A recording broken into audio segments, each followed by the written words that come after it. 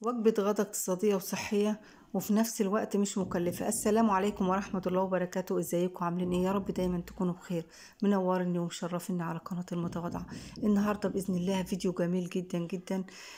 هنعمل البسارية بطريقة جديدة. ان شاء الله ان شاء الله طعمها هيكون جميل جدا معاكم. هنسمي الله ونبدأ. بس قبل ما نخش الفيديو فضلا وليس امرا ان انتوا تعملوا لي لايك وتدعموني عشان قناتنا تستمر باذن الله. معايا البسارية غسلتها كويس جدا، ومعايا معلقه من الثوم على معلقه من الهريسه ومعلقه من الكمون ورشه شطه لو حبه وملح. وبهارات سمك لو عندك. تمام، ما فيش الكمون بيقضي. تمام، خلطت الكمية على بعضها وبدأت أخلطها مع البسارية بعد ما غسلتها كويس وحطيتها تتصفى في المصفى. تمام. معايا دلوقتي الخطوة الجديدة اللي محدش لسه عملها للبسارية قبل كده، ان انا معايا بصلاية كبيرة بدبلها، ومعاها فلفل الوان او فلفل اخضر او احمر الموجود عندك هيبقى كويس. تمام.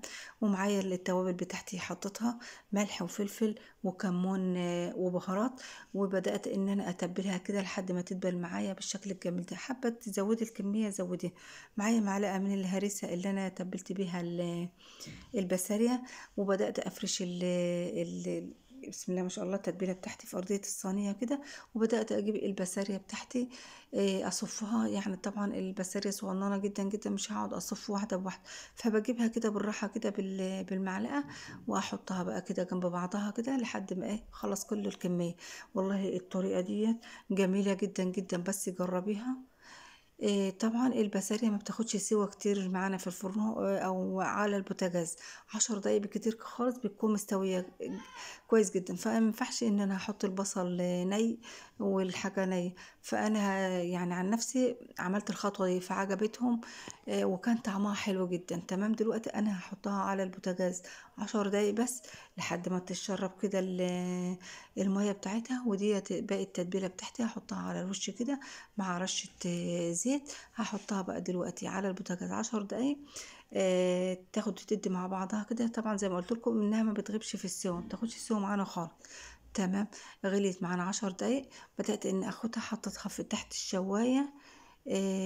تحت الشواية بس هما 10 دقايق كتير خالص، وخدت معانا اللون الجميل. والله طعمها جميل جدا جدا. اتمنى تدعموني وتعملوا لايك وتشيروا الفيديو عشان البنات كلها تستفاد بإذن الله. وادي الرز الصيادية بتاعنا الجميل.